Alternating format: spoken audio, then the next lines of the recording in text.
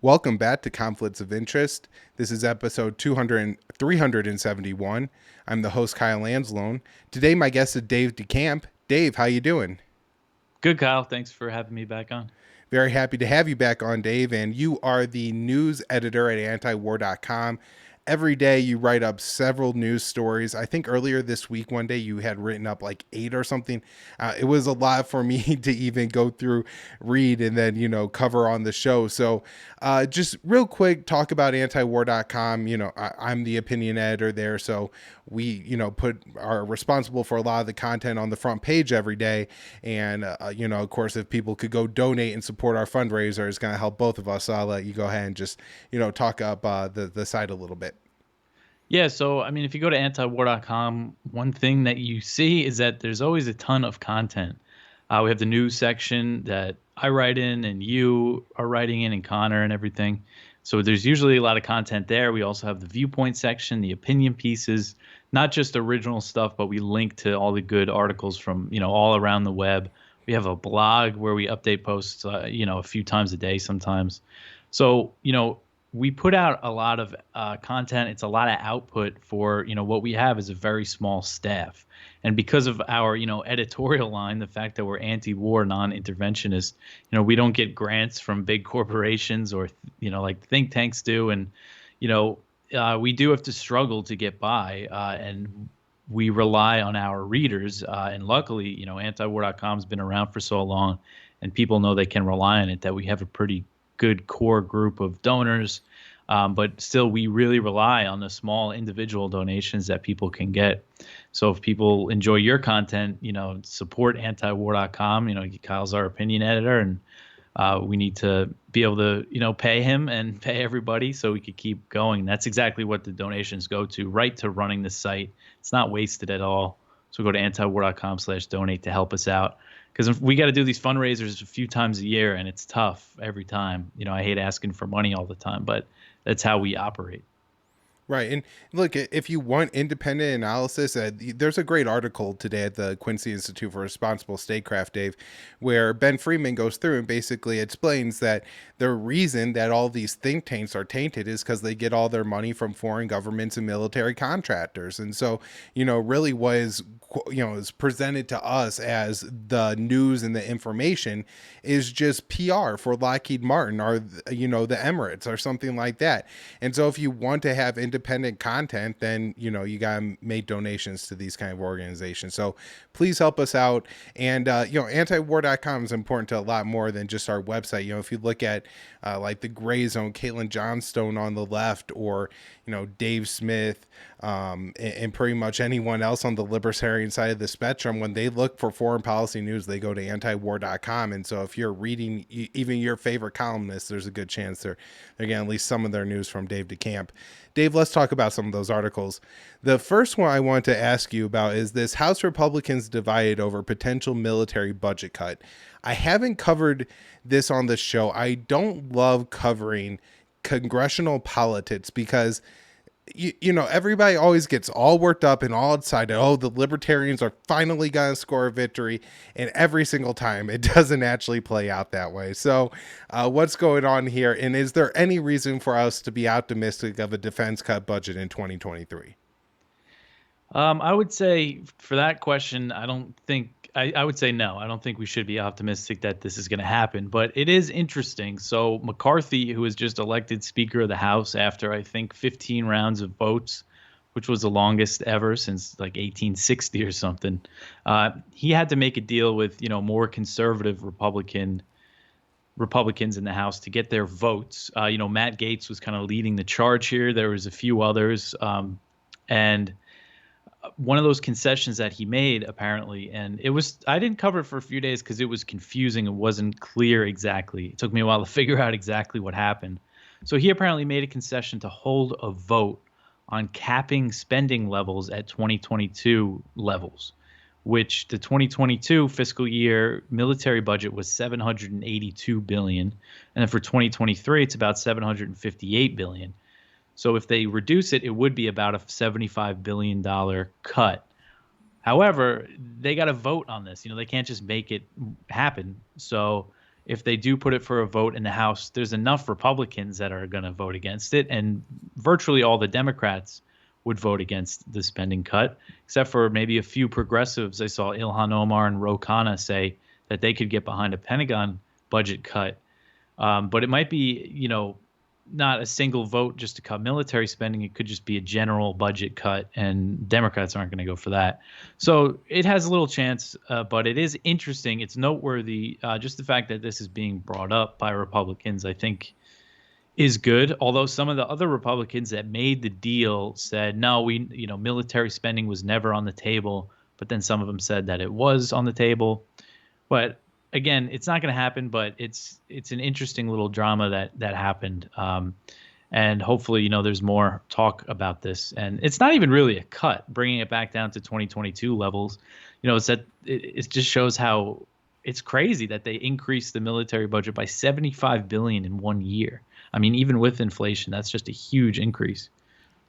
Yeah, and I was disappointed to see Nancy Mace's position here, just because she was good, I think, on the marijuana bill, introducing that and some other stuff. So, sometimes you have these Republicans who, you're like, oh man, they're good on this, and it turns out it's really only one issue. They're not for war with Ukraine, but they're for war with Russia or something, or for war with China. Dave, let's look at the situation in Ukraine here. We have this article from Condoleezza Rice and Robert Gates that you kind of talked about here at antiwar.com in this piece. Former high-level U.S. officials warn time is not on Ukraine's side in the conflict. So I'm wondering, maybe, kind of what did they say? Also, what is the situation on the ground? I know we really haven't done a lot of, day-to-day coverage. Oh, this town's under attack, that town's under attack. It seems, for the first few months of the war, Russia took a lot of territory. Those games stalled out for a few months. Ukraine took back some territory, and now it seems that after maybe a few months of stalled out front lines, Russia is now gaining some territory. So, what's going on, and what are these war hawks saying? Yeah, so just yesterday, Prigozhin, Yevgeny Prigozhin, who's the head of the Wagner Group, which is that mercenary group that's been fighting for Russia in eastern Ukraine. He said that they took a new town. It's a small town named Soledar, but it's near Bakhmut, which is a bigger city where there's been heavy fighting. So over the past few months, basically since Ukraine made those gains that they did, it's been a stalemate, but there's been heavy fighting and apparently some pretty big casualties. Now we're starting to see Russia make some gains, still relatively small gains, but it could lead to something bigger. And it's really impossible to predict how the fighting on the ground is going to play out. The Russians, reinforced their positions after mobilizing new troops. Everybody was talking about this coming winter offensive, but we haven't really seen it yet because right now it still seems like Wagner is doing a lot of the fighting, not so much Russian regular troops. So it's tough to say. It's kind of a losing game trying to predict this war. But what's interesting about that article from Condoleezza Rice and Robert Gates is that they basically they go against the narrative a bit, and they say time is not on Ukraine's side. That's the title of the piece. And they say Russia, for them, they have to win. They can't lose. This war is everything to them. Yes, their economy is going to suffer, but Russia can get through it. Ukraine, on the other hand, is destroyed. Their economy is in shambles. They're entirely reliant on foreign aid. But instead of saying, okay, because of these factors, we should negotiate a peace deal, they say, because of these factors, we need a dramatic increase in military aid for Ukraine. They want to send them the long-range missiles, tanks, and planes, and the stuff that Biden hasn't sent yet. And they don't mention the risk of nuclear escalation at all, even though that they recognize that for Putin, he can't lose. Which that implies that he might go nuclear. Is really losing the war. So it's just a strange article. And Robert Gates himself has said, it's a typical article in the sense that they imply that, Putin's he wants to conquer all of Ukraine.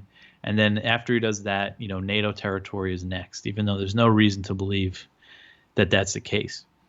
And they don't mention, original causes for the war, which include, NATO expansion, U.S. support for Ukraine, the war in the Donbass that was going on for so long. But Robert Gates, back in his memoirs that were published in 2014, I forget exactly how he put it, but he said trying to bring Georgia and Ukraine into NATO was overreaching, and this is a huge security concern for Russia. So he's previously recognized that was provocative what the U.S. and NATO were trying to do, but here he's just defaulting to, give them all the weapons they want, and so they can beat Russia. So, Dave, one interest, or I guess I've heard a lot of the similar read, but I wrote up an article about Angus King, the senator from Maine, who said a lot of the same things about just this war and how bloody and what a mess it is. So, it seems to really be the entire U.S. foreign policy elite. I want to move on and ask you about how much aid do you think the U.S. will end up giving Ukraine? Now, I'm guessing you can't put a dollar value on it, or if I was going to ask you to do that, I probably should have asked you before so you could have done some math or something. But we have this article here that you wrote for antiwar.com. Ukraine foreign minister says no one has done enough to support Ukraine. And back to that conversation by Angus King, one of the things that he pointed out was, Dave, if you actually look at it in terms of GDP, the U.S. is only the 5th to 10th largest contributor to Ukraine. So have we really even done enough for the country? Yeah, that's amazing that he said that. Yeah, I mean, the Ukrainians keep asking for more, and how much aid we give them is just a matter of how long this war lasts. Right now, the way things look, there's not really an end in sight. It looks like at least through 2023, unless something like drastically changes, it's going to keep going on. So right now, based on my math, if they spend the 40, what was it that they just approved? I forget the exact number, maybe 45 billion Yeah. that Congress just authorized. If they spend that at about the rate that they've been spending this Ukraine aid, come spring, they're going to be looking for more. So that's about half a year. So they could, add another 45 billion to the 110 billion, 112 billion that they've already spent, 155, 160 billion we're getting up to. I wouldn't be surprised if we see those numbers. And if the war keeps going on, they're going to keep, it's going to go over 200 billion. It just matters. It's just a matter of how long this thing drags out. Because Ukraine just keeps saying they need more. You had Valery Zaluzhny, who's the head of the Ukrainian Armed Forces, says he needs 300 tanks, 700 infantry fighting vehicles, 500 new howitzers, and basically unlimited ammunition. It's just a matter of how long this thing lasts. So, with that, Ukraine's asking for a lot of weapons. We have the Bradley fighting vehicles being the latest escalation. Of course, we'll talk about this too. You have another article out today about U.S. beginning to train Ukrainians on the Patriot missile systems, but they're also talking about sending Stryker fighting vehicles. So, Dave, tell us a little bit about, I guess, go ahead, all three, the Patriots, the Bradleys, the Strykers, and then we'll talk about greater from there. Mm-hmm. Yeah, so the Patriot missiles, that was an escalation that they announced in December, and that's what considered the most advanced U.S. air defense system. And according to military experts, it should take about 6 months to train people how to use them, to operate one battery, which includes the missile system, and the radars and things that they need. It takes about 90 troops, so that shows how advanced it is. But the Pentagon announced the other day that they're going to start training Ukrainians how to use these, inside the U.S. at a base in Oklahoma, which the U.S. has been training Ukrainians in Europe for a while now, but not in the U.S., not since the war started like this. So it kind of represents the U.S. involvement in the war. And they're saying it's going to be expedited version of the training. It's still probably going to take a few months, but they want to get the Patriots on the battlefield soon. And then you have the Bradley fighting vehicles, which are armored vehicles designed to transport infantry troops with armored protection, and they have a pretty big 25 millimeter gun. And the Strykers are pretty similar to those. I'm not sure exactly what the caliber of the gun is, but this is kind of new, these infantry fighting vehicles. And then the big ask, the big thing that Ukraine wants is the tanks, the heavy tanks, and for the U.S. that would be their Abrams tank, or they want the German Leopard tank. And there's a lot of pressure right now on Germany to send them. So, Dave, we've seen all these escalations throughout the year, all the way up to it. Can you imagine a year ago, as this, Russian invasion is starting, we're talking about, sending tanks, advanced anti, air defense systems. And so, the Abrams tanks are fighter jets on the horizon here. Is that what we're looking at in 2023? And how much further can the U.S. actually escalate before it essentially just declares war against Russia in such a blatant way that the Kremlin responds? Yeah, I mean, that's the big question. And I think so. Again, the German Leopard tanks seem to be what they're really after. There might be some, according to that Condoleezza Rice and Bob Gates article, they said there's some logistical issues with getting the Abrams tanks over there or something. So they said, the U.S. allies should fill the role of sending their tanks. And I think Poland's trying to send their Leopard tanks, but it needs to be signed off by Germany. So I think it's going to happen. Schultz initially said, when he was asked to send tanks, he said, no, I'm trying to avoid a direct war between NATO and Russia. That's why I'm not sending them. But, we see this. They keep sending weapons that they once ruled out. The U.S. once said it wouldn't send the Patriots because they were too advanced. And, they sent them. The same thing with the HIMARS rocket systems. And then that's the question, is when is Russia going to say enough and, launch an attack on a NATO base or something? I think only time will tell us that, but they're basically, the calculation that the U.S. and its allies seem to have is that, okay, Putin hasn't responded yet with a nuclear weapon or an attack on a NATO base, so let's just keep going. He's not, he hasn't responded already. At the same time, would Russia really want to draw in NATO right now to the war? No. So I think that they're not going to do it unless maybe they really start, these weapons really make a difference and they start inflicting, heavier Russian casualties with these Western provided weapons. I thought Russia might be get better at targeting the weapon shipments, but I don't know if we've really seen that yet. But at the same time, it's kind of hard to say because it's tough to know what information, Zelensky's government, wants to be put out there. They could be targeting these shipments, and sometimes they say that they do, but Ukraine always denies it. So who really knows? So I guess one concern, or I guess one thing that seems very clear, Dave, that I think if we brought this up to somebody who wants intervention, they would disagree with us, and we would point out that it seems that what you have here is just the destruction of Ukraine, and the rest of the West is benefiting because it's bleeding Russia. And so that's going to give them a geopolitical edge over their opponent in Moscow, but is coming at the cost of Ukraine. And so, I mean, what's going to take us away from that path, or save the Ukrainians, I guess?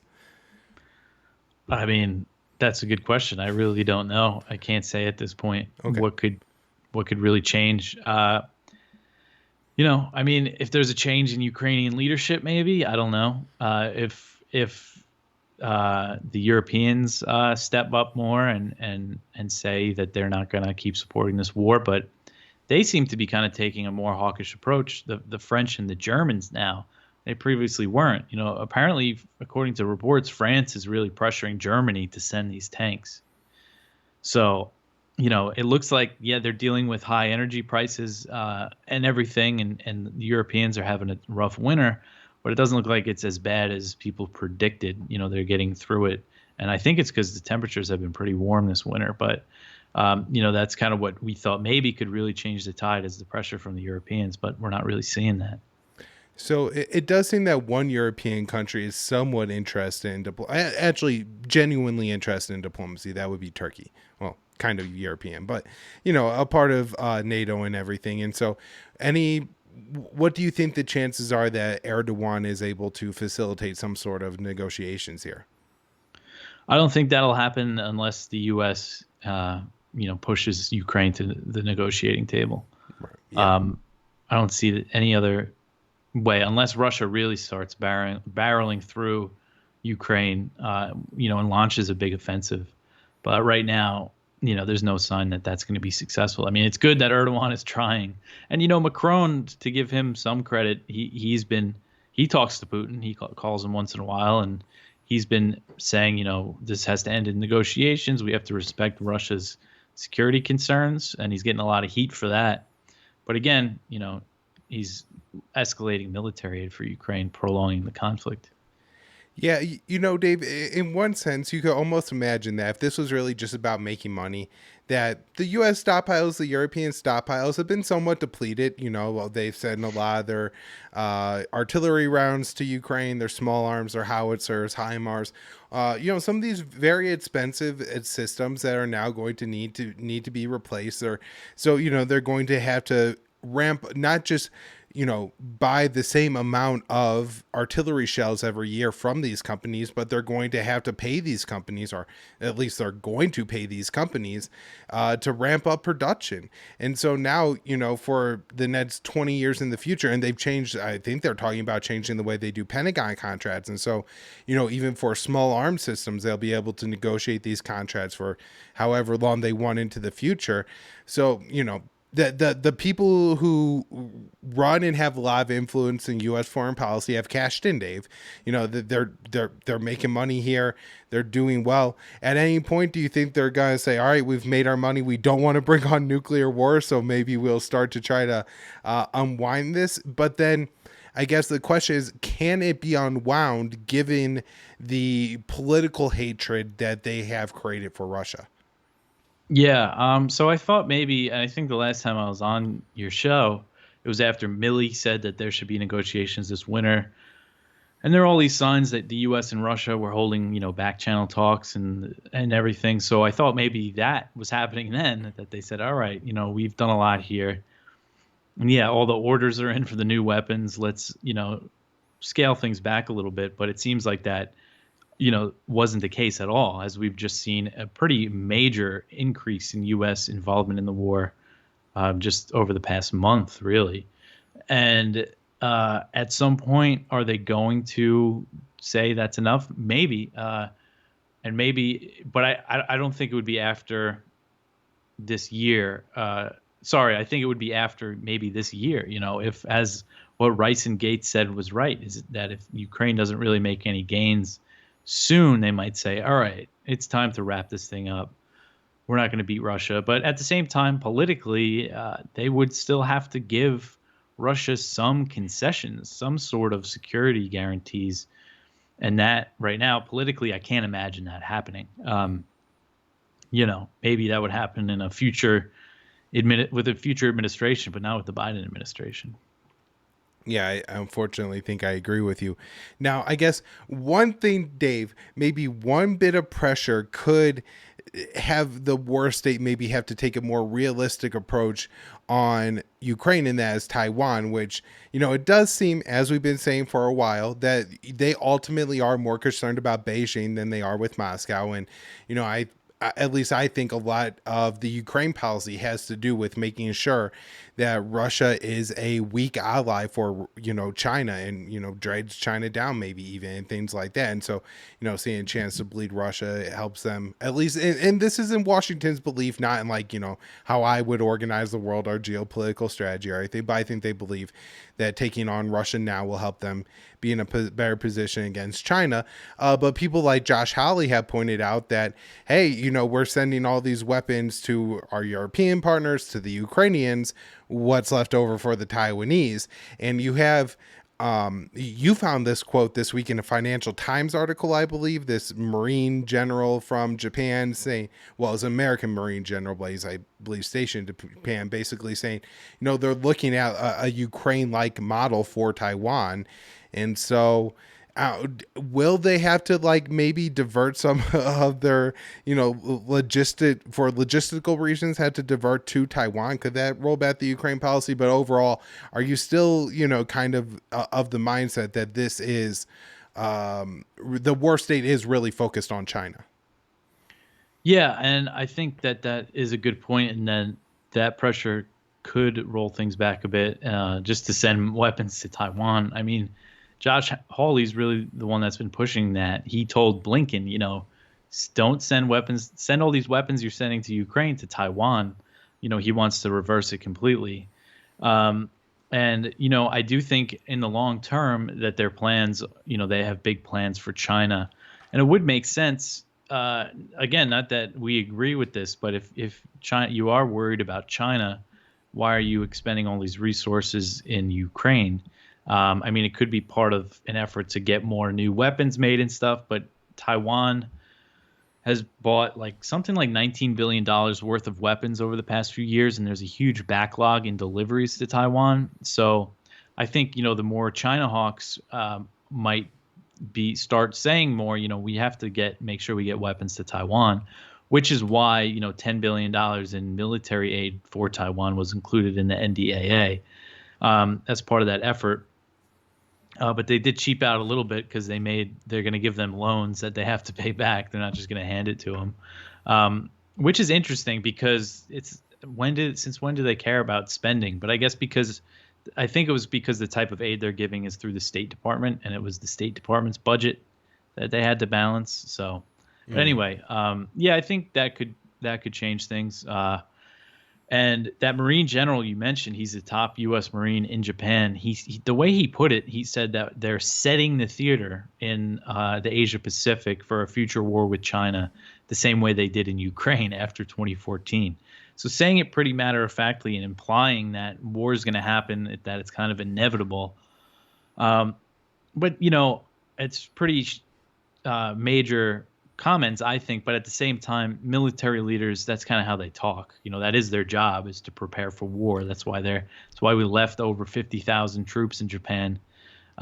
So it's something to keep an eye on. And we could get into this if you want, Japan's military buildup, because that's pretty major. This huge overhaul of their military that they just announced. Now, I was just going to add one thing, and that was, I know we've been covering this a lot in the opinion section at antiwar.com, the comments by Merkel and the French president during in 2014, who both more or less confirmed that the Minsk agreement that they facilitated between Russia and Ukraine to draw battle lines. Of course, fighting continued to go on for the past 8 years, but they did freeze the battle lines in eastern Ukraine in the Donbass region with the Minsk agreement. They said, that allowed for Ukraine to have a military buildup to eventually confront Russia. And so, if the Marine general is at all aware of those comments, David, it sounds an awful lot like, they are planning a military buildup in Taiwan with the eye of Taiwan being able to confront China, which I guess, it sounds like the U.S. is basically rolling out a plan for Taiwan to declare independence. Yeah, I mean, that's what it seems like. If you're following everything closely, you see how the U.S. keeps doing things that China views as like, an affront to the one China policy. And the timeline that they usually say, we've heard recently, like Blinken said, oh, they might invade Taiwan sooner than we thought. But the original timeline that I think it was the head of Indo-Pacific Command at the time gave in 2021 was that he believes by 2027, China's going to be able to invade Taiwan, and that they'll probably do it then. So that kind of puts the timeline similar. I guess, it's a little shorter than 2014 until the Russian invasion of Ukraine, but it's a bit similar of a timeline.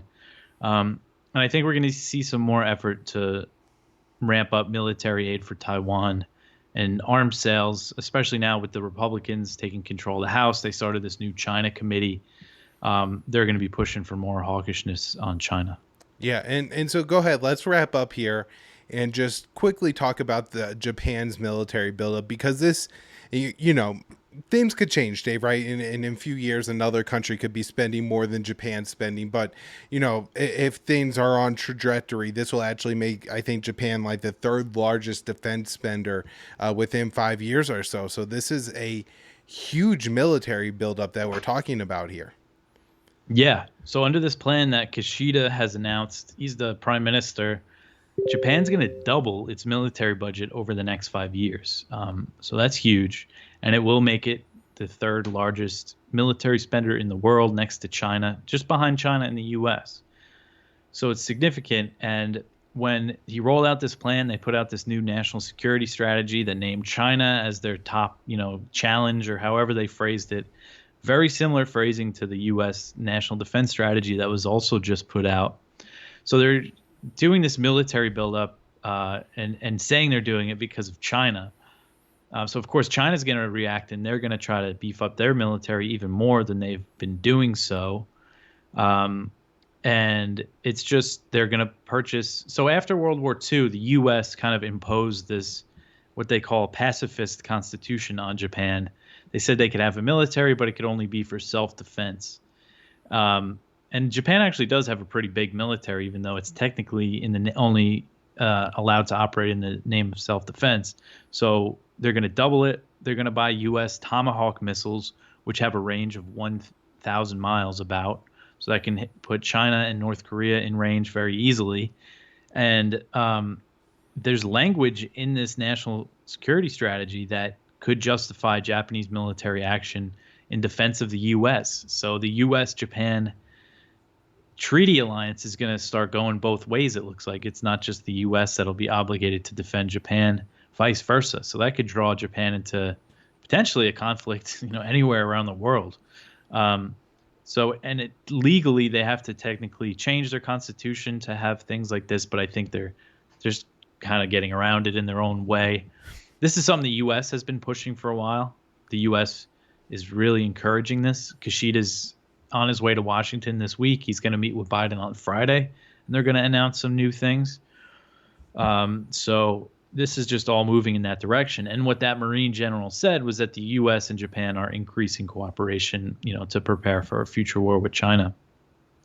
Yeah, and I mean, there's a chance that, I don't know, if a war breaks out in Asia and it stays conventional, then, the Japanese people in Okinawa, are going to be the ones dying in this war. Yeah. Well, and, the Okinawans don't even want the U.S. military base there. So, Yeah. those poor people would get caught in the crosshairs for, military installation they would rather be rid of. Well, Dave, thank you so much for coming back on the show today. Everybody, if you can, go over to antiwar.com and help us, finish up this fundraiser and, make the amount of money we're looking for there. And follow Dave DeCamp on Twitter at DeCampDave. He is the news editor at antiwar.com. He hosts Anti-War News. It's on YouTube. It's up every day on the site. You can follow in podcast form. Anything else, Dave?